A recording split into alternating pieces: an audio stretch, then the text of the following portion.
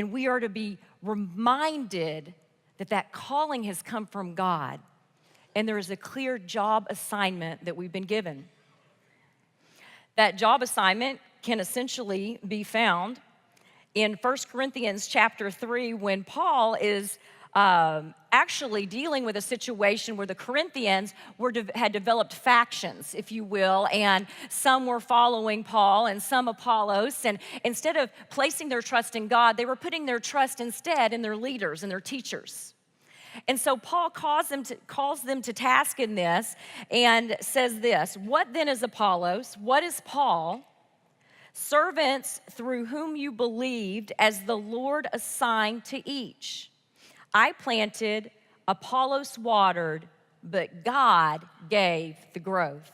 So neither he who plants nor he who waters is anything, but only God who gives the growth." Using an agricultural metaphor, Paul paints this beautiful picture of basically our job, essentially. Some are called to plant, some are called to water. Really, we're called to do both. And we leave the results to God, for He alone brings the growth. That Greek word for servants in that passage is the word diakonos, and it actually means to run on errands. Essentially, an errand runner. Some of you are like, yes, amen, I can relate to that.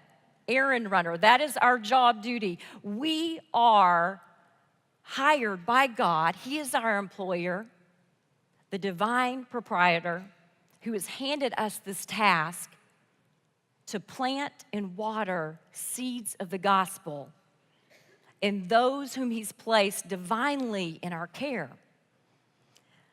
Matthew Henry's commentary says, "He that plants and he that waters are one, employed by one master, trusted with the same revelation, busied in one work, and engaged in one design. They work together with God in promoting the purposes of His glory and the salvation of precious souls."